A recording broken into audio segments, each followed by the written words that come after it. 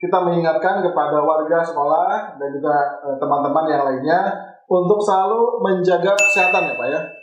Ya, protokol kesehatan minimal 3M harus tetap dilaksanakan. Jangan menantang arus.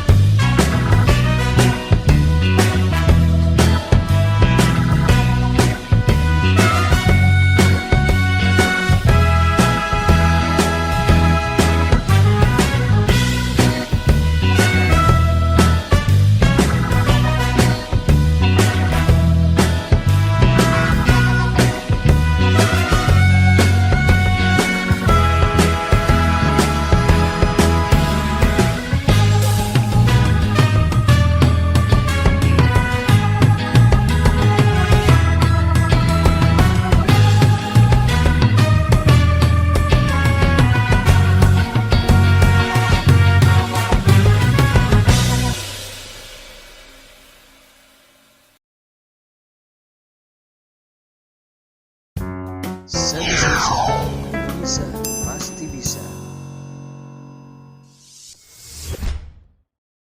Jangan menantang arus.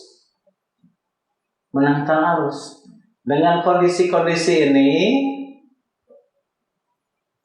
itu udah ada juknis petunjuk pelaksanaan dari Dinas Pendidikan, dari pemerintah daerah dan sebagainya. Kita jangan menantang arus. Kalau arus ditantang, kita beban sendiri. Oleh karena itu, kita harus mensiasati. Makanya alhamdulillah nih, IT udah berjalan, sistem model, sistem Zoom meeting dan sebagainya. Kita berlanjut dengan podcast ini. Ini hal yang baru. Kita kembangkan juga dengan teknologi medianya, YouTube-nya. Informasi sudah sampai ke anak, ke siapa dan sebagainya. Nah, itu salah satu teknik untuk melaksanakan ini. Karena kita juga nggak bisa menantang aturan yang ada di daerah dan sebagainya. Dan itu juga untuk kesehatan kita semua dan sebagainya. Nah, saat ini saya mengucapkan terima kasih juga ke tim nih. Dengan inisiatif ini, potensi ini bisa bermunculan walaupun mohon maaf fasilitas sambil berjalan, tapi ini udah kelihatan ini mungkin mudah-mudahan lebih besar lagi, bermanfaat untuk orang lain. Kalau saya jarang memikirkan diri sendiri, kalau orang lain puas biasanya kita kembali ke kitanya siapa? Kita diri sendiri, kita yang melaksanakan. Tapi kalau tidak puas, mentok juga ke kita. Makanya kita sharing semua.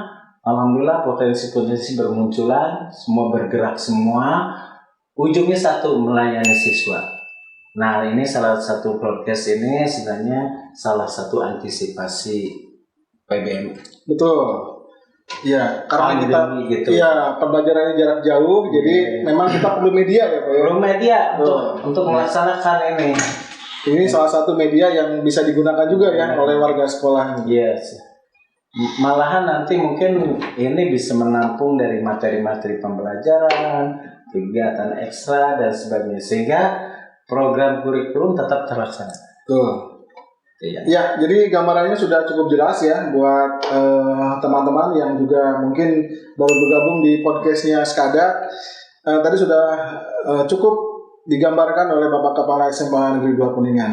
Nah, Bapak ini karena kita memang bidangnya kejuruan, kita memang bidangnya pekerjaan yang real yang biasa dilaksanakan di industri juga. Nah, saya pribadi ingin menanyakan tentang kegiatan di sekolah ini, apakah sudah mulai berjalan atau mungkin Bapak punya rencana ke depan untuk teaching factory ataupun teaching industri ataupun juga mungkin kelas industri begitu ya, mungkin yang dikembangkan di sekolah seperti apa? Mungkin Bapak punya planning, punya rencana atau punya gagasan apa Pak? Ya, siap. Mengenai teaching factory tadi, mungkin ini Karena teaching factory itu berdasarkan dari inputan dari bahasa luar lah. Teaching pembelajaran, factory itu pembelajaran secara real di dunia kerja. Oleh karena itu di pembelajaran teaching factory ini berbasisnya kompetensi, di mana anak boleh saja potensinya apa aja dia keluar punya kompetensi khusus yang bisa dikembangkan sendiri, bisa dikembangkan oleh orang lain dan sebagainya. Nah kebetulan di kita di sekolah SMK Negeri 2 Kuningan ini tantangannya wah sebenarnya ini potensi sekali apalagi Kuningan daerah wisata dengan banyak kunjungan nanti diprediksi yang jelas sudah dibuka jalan tol Cipali itu Ya. Yang saya tahu itu kunjungan itu udah naik 25%. Waktu baru dibuka aja. Menjelang ke sini kepadatan kota Kuningan semakin padat. Ya. Itu potensi. Pasti yang berkunjung perlu nginap, perlu makan, yang jelas mengeluarkan uang lah. Betul. Mengeluarkan uang. Nah di kita berbagai jurusan ini kita layani. Jangan punya image orang perkantoran kerjanya di kantor.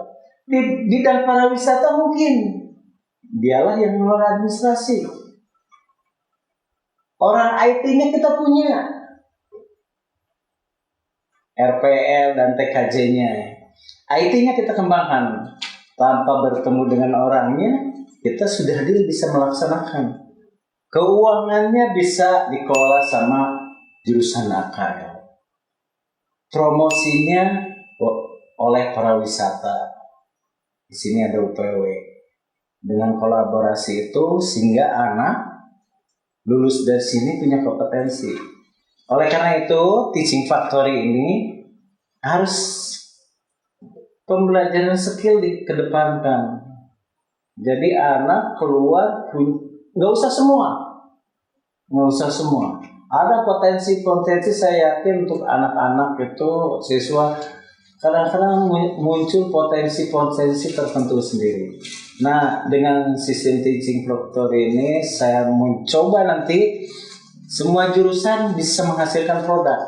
Ya, jadi ujungnya ke produk. Betul. Tapi berbasis kompetensi. Jadi produknya itu bukan hasil. Kalau buat makanan sih jadi rotinya aja. Bukan jadi rotinya aja. Diimbangi dengan kompetensi banyaknya anak yang bisa membuat roti. Kalau di sini AKL, perbankan, akuntansi, perbankan, keuangan lembaga. Jadi anak bisa mengatasi tanpa pergi ke bank. Sekarang zaman teknologi bisa dimulai dari HP, transfer uang bisa lebih mudah dan sebagainya. Teknologinya kita suplai sama RPL sama betul. TKJ. Jadi ada kolaborasi. Betul. Saling isi sehingga ya apalagi cocok nih zaman pandemi ini di rumah bisa bekerja, mengembangkan diri dan sebagainya. Produk apalagi kita Infom itu kalau nggak salah punya program pemberdayaan desa itu biasanya yang paling sulit. Kalau dulu mikirnya jalannya bagus bawa barang ke kota gitu gampang, udah di kotanya bingung dijualnya ke siapa. Betul. Tapi sekarang dengan orang RPL, orang TKJ itu tantangan tuh. Bagaimana gitu ya? Bagaimana menawarkan dulu. Jadi kita mengirim udah jelas konsumennya dan sebagainya. Nah ini teaching factory arahannya ke sana sehingga punya kompetensi yang diinikan. Di samping ada produk-produk dari masing-masing TKJ. Saya lihat potensi guru SDM PTK-nya dari start itu wah ini orang teknologi terbaru semua. Malah sebelum ada hawar-hawar di luar banyak yang sudah mulai merintis. Nah itu kita fasilitasi dengan teaching factory ini. Mudah-mudahan nanti masing-masing program keahlian punya produk teknologinya, ya mungkin kita juga bukan untuk sendiri. Nanti kita coba berkolaborasi dengan rekan-rekan kita dari SMK, SMA, SMP, dan sebagainya. Terus sekolahan, mungkin perkantoran juga ada, perkantoran dan sebagainya, sehingga aplikasi yang diproduksi oleh kompetensi yang ada di SMK Negeri 2 Kuningan ini bisa dimanfaatkan oleh orang lain. Ya, jadi kita lihat kesempatan yang ada ya Pak ya. Terus juga kita kolaborasi dengan berbagai jurusan di sekolah, sehingga nanti ada produk ya Pak ya. Ada produk tuh, sehingga produknya itu yang inisiatif lah, motivasi, berupa motivasi terbaru. Kalau secara fisik gampang. Gampangnya apa? Kalau mau bikin masakan udah ada daftar menu dan sebagainya, dan itu harus belajar face to face. Dengan teknologi kan kita dengan jarak jauh aja bisa komunikasi, bisa komunikasi dan sebagainya tanpa, ya bisa menghemat waktu lah, bisa menghemat waktu. Ya mudah-mudahan berikutnya Teaching Factory kita jadi program saya jadi tempat sekolah unggulan. Baik, terima kasih tadi penjelasan tentang Teaching Factory ya, sudah dijelaskan oleh Pak Kepala SMK Negeri 2 Kuningan. Ini selanjutnya Pak, jadi tentu saja di antara teman-teman juga yang melihat Skada Podcast pada kesempatan ini mungkin ingin tahu juga strategi apa dan juga peningkatan apa khususnya di bidang mutu di SMK Negeri 2 Kuningan supaya lebih bisa naik lagi Pak dibandingkan dengan sebelumnya.